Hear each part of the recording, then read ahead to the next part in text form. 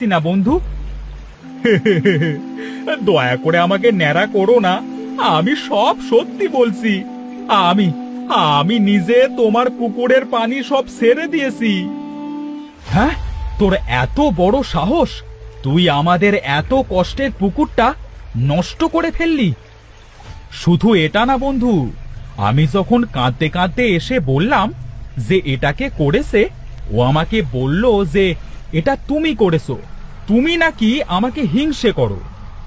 হ্যাঁ, কি সর্বনেশে কথা! তুই সরাসরি আমার দোষ দিয়ে আমাদের বন্ধুত্বটা নষ্ট করে দিচ্ছিলি।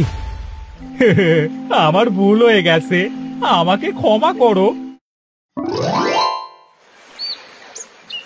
গ্রামে বাস করত এক জেলে ও এক চাষি। জেলের বউ ছিল খুব কড়া, তেমনি কৃষকের বউ ছিল খুব বদমেজাজি। একদিন সারাদিন জেলে মাছ মেরে যখন বাড়িতে এলো, তখন তার বউ বলল, কি গো, মাছ মেরে এসে অমন হাত পা সেরে চিৎপটাং হয়ে পড়লে কেন? তা আজ কয়টা মাছ পেয়েছো শুনি? আর বলো না গিন্নি, সারাদিন বসে থেকে একটা মাছও পাইনি গো। মনে হচ্ছে আজকাল মাছেরা বড্ড চালাক হয়ে গেছে। বলি তোমার মাছ মেরে আর লাভ নেই, প্রতিদিন সেই একই সুর। মাছ পাইনি বলি নদীতে গিয়ে করোটা কি? বসে থাকো নাকি? আরে না গিন্নি, বসে কেন থাকবো? মাছ না পেলে কি আর করব বলো তো। এত আদুরে গলায় আর কথা বলতে হবে নি, আর ভাল লাগে না। জীবনটা একেবারে তামা তামা হয়ে গেল। এদিকে চাষি মাঠ থেকে বাড়ি ফেরবার সাথে সাথেই তার বউ তো একদম বাঘের মতো ধরলো। এই তোমার আসার সময় হলো? বলি কোথায় ছিলে এত সময়? বাড়ি থেকে বের হলে কি আর বাড়িতে ফিরতে ইচ্ছে হয় না নাকি? সেটা নয় গো বউ, ওই একজনের সাথে একটা কাজের কথা বলছিলাম আর কি। বলি কাজ করেই তো খেতে হবে, কাজ না করলে খাবো কি? হয়েছে হয়েছে, দুপুরে রান্না করার কিছুই নেই। কি নিয়ে এসেছো তাই বলো, আগে রান্নাটা বসিয়ে নেই। এমন সময় কৃষকের ছোট্ট মেয়ে এসে কৃষককে বলল, বাবা বাবা, ও বাবা, রাস্তায় বেলুনওয়ালা বেলুন নিয়ে এসেছে, আমাকে কিনে দাও না বাবা। ও বাবা, চলো না। এই থাম তো, তোদের জন্য আর শান্তি নেই। একটু বাড়ি এসে যে বসবো তার কোনো জো নেই, সব সময় শুধু কানের কাছে ঘ্যাঁ ঘ্যাঁ করতেই থাকে। বুড়ো বেটা, একটা মেয়ে পালতে পারে না যখন, তখন আমাকে বিয়ে করার দরকার ছিল না। এই সেরে সেরে আর কিছু বলো না বউ, আমি সব বুঝতে পেরেছি। এক্ষুনি এক্ষুনি গিয়ে তোমার সব সবজি আমি এনে দিচ্ছি।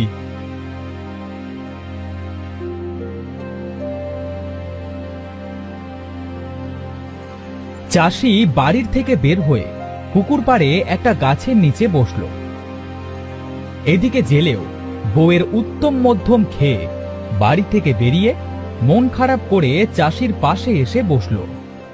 তোমার আবার কি হলো ভাই? এই ভর দুপুরে এখানে এসে বসলে কেন? আর বলো না ভাই, সারা দিন মাছ মেরে বাড়ি ফিরলেই বউয়ের ঘ্যাঙর ঘ্যাঙর শুনতে হয় শুধু, আর ভালো লাগে না। কাকে কি বলছো ভাই? বউয়ের যন্ত্রণায় বাড়ি থেকে বেরিয়ে এখানে এসে বসলাম, কি আর করব বলো, আমাদের কপালটাই মনে হয় এমন। এমন সময় তাদের পাশ দিয়ে যাচ্ছিল তাদের প্রতিবেশী সুতেশ। তাদের দুজনার মুখ দেখে সুতেশ তাদের বলল, কি গো ভাইরা, এখানে এমন মুখটা অন্ধকার করে বসে আছো কেন? কি হয়েছেটা কি? বউ কি ধরে দুসারঘা দিয়েছে নাকি? আর বলো না ভাই, তোমার বউ তো চলে গিয়ে তুমি বেঁচে গেছো, আর আমাদের বউদের জন্য বেঁচে থাকাই দায় হয়ে গেছে। আয়, এই জন্যই তো বলি, দোকার থেকে একা থাকা অনেক ভালো। আই না আসে খাবারের চিন্তা, আর না আসে বউয়ের অত্যাচার। সুতেশ এ কথা বলে সেখান থেকে চলে গেল। এদিকে চাষি জেলেকে বলল, ভাই, বউ সবজি নিয়ে যেতে বলেছে, এখন সবজি পাই কোথায় বলো তো? অভাবে সংসারে একা একা বলদের মতো খাটতে আর ভালো লাগে না। একটা কাজ করি, দুজনায় আমরা আজ থেকে দুই বন্ধু হয়ে যাই। তোমার কাজে আমি সাহায্য করব, আর আমার কাজে তুমি সাহায্য করবে। কথাটা তো ঠিকই বলেছো। তোমার কথায় যুক্তি আছে ভাই। কি আর বলবো বন্ধু, একটা মাত্র জমি আমার, তাতে আর কত আয় হয় বলো? সারা বছর অভাবে অভাবে দিন কাটে। আমি একটা বুদ্ধি পেয়েছি, বাজারে মাছের খুব চাহিদা। তুমি যদি তোমার জমিটা চাষ না করে পুকুরে মাছ ছাড়ো, তাহলে তোমার অনেক লাভ হতে পারে। ঠিকই বলেছো বন্ধু, তাহলে আমরা কালকে জমিটা খনন করে ফেলবো, কেমন? আচ্ছা আচ্ছা, ঠিক আছে। কাল কিন্তু সকাল সকাল মাঠে চলে এসো। আজ বাড়ি যাও, সন্ধ্যা হয়ে এলো প্রায়। সেদিন যে যার মতো বাড়ি ফিরে গেল।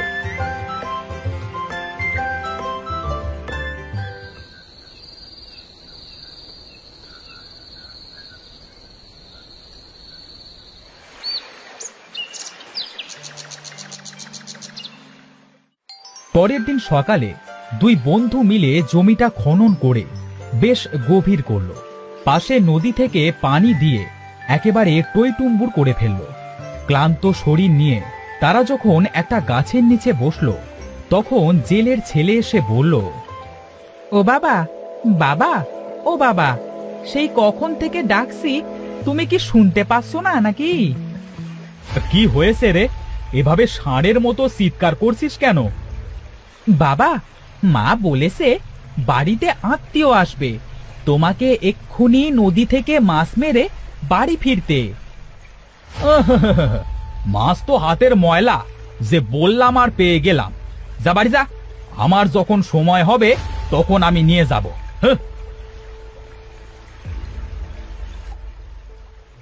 বন্ধু, শুধু শুধু ছেলেটাকে বকো না। চলো আমরা দুজন মিলে মাছ মেরে আনি, দেখি আজ মাছেরা ধরা না দিয়ে কোথায় থাকে।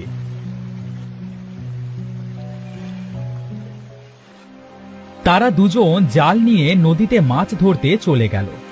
জেলে জাল ফেলবার পরে যখন মাছ পাচ্ছিল না, তখন চাষি বলল, বন্ধু, জালটা আমার কাছে দাও, আর চলো আমরা আরেকটু সামনে যাই।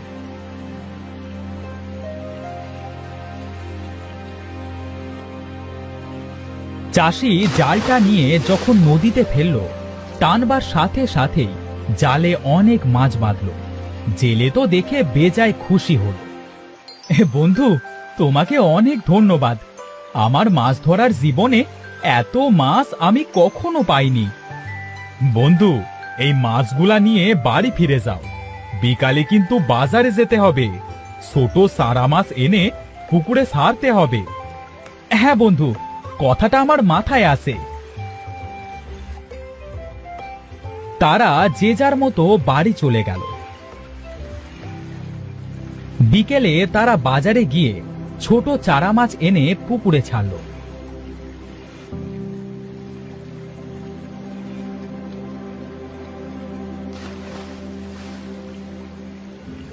আর কিছুদিন অপেক্ষা করো বন্ধু, দেখবে আমাদের দুজনার আর কোনো অভাব থাকবে না। তাই যেন হয় বন্ধু, তাই যেন হয়। এভাবে কয়েক মাস কেটে গেল। তাদের দুজনার বন্ধুত্ব আরো গাঢ় হলো। দুজন দুজনাকে ছাড়া যেন এক মুহূর্তও চলে না। তাদের দুজনার এমন বন্ধুত্ব দেখে একদিন সুতেশ মনে মনে বলল, এদের দুজনার এত ভাব হলো কিভাবে? আগে তো এদের অবস্থা কত খারাপ ছিল, আর এখন আগের থেকে এরা কত সচ্ছল। এদের দুজনার এমন বন্ধুত্ব আমার একদম সহ্য হয় না। আরে সুতেশ, আমাদের দিকে এভাবে তাকিয়ে আছো কেন? এখানে এসে আমাদের কাছে বসো। না না ভাই, সময় নেই, বাড়িতে অনেক কাজ। এখন আসি কেমন? তোমাদের সাথে পরে কথা হবে। সেদিন সবাই যে যার মতো বাড়িতে চলে গেল।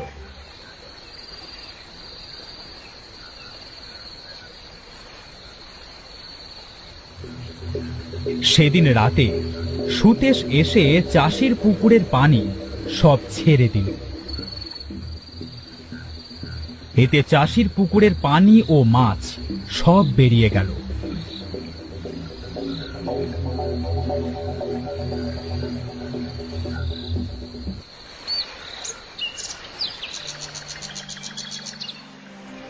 পরের দিন চাষি তার খেতে আসলো এবং তার পুকুরের অবস্থা দেখে কাঁদতে শুরু করলো। এ কি হলো আমার?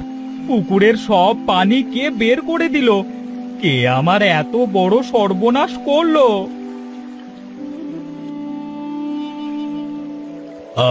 কি হলো ভাই? এভাবে হাত পা ছুঁড়ে কাঁদছো কেন? দেখো না ভাই, দেখো আমার পুকুরের মাছ আর পানি সব কে যেন বের করে দিয়েছে। কে আর দেবে? দেখো, তোমার প্রাণের বন্ধু হয়তো এ কাজ করেছে। একবার ভাবো ভাই, তোমার অবস্থা এখন পরিবর্তন হয়েছে, তাই দেখে হয়তো তার হিংসে হচ্ছে। চাষি আর কোনো কথা না বলে মন খারাপ করে বাড়িতে চলে গেল। এদিকে জেলে যখন চাষির পুকুরের কাছে আসলো, তখন দেখল চাষির পুকুরের অবস্থা খুব খারাপ।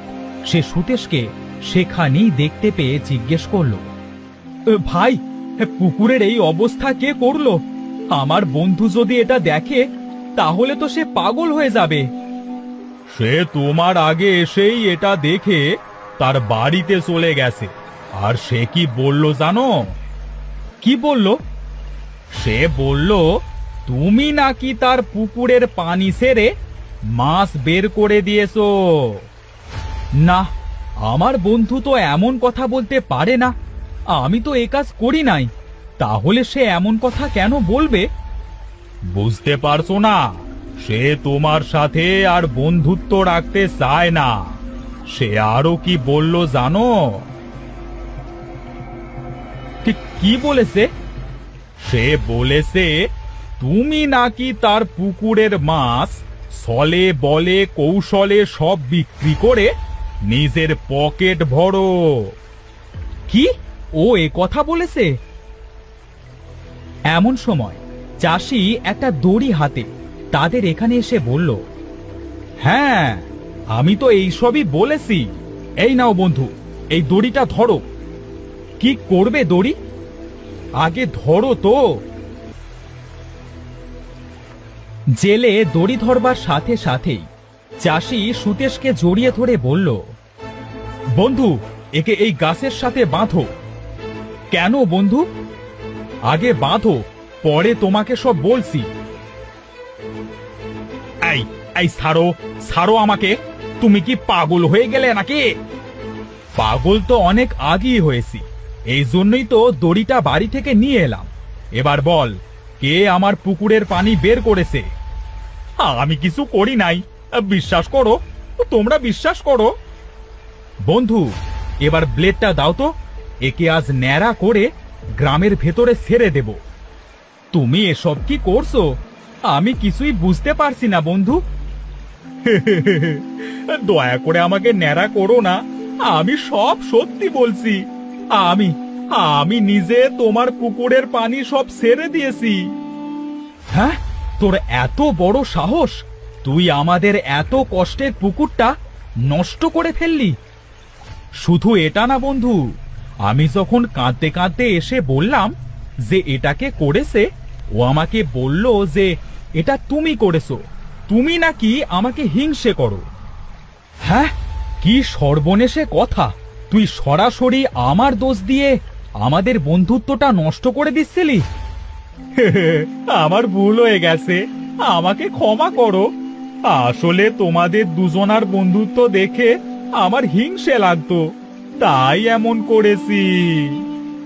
চাষি এবার তাকে ছেড়ে দিয়ে কান দুটো ধরিয়ে বলল, আমাদের দুজনার মাঝে আর কোনোদিন আসলে তোকে ন্যাড়া করে গ্রামে ঘোরাবো, বুঝলি? ওরে বাবারে, বুঝেছি বুঝেছি, সব বুঝেছি। আর কোনোদিনও তোদের ধারে কাছেও আসবো না আমি।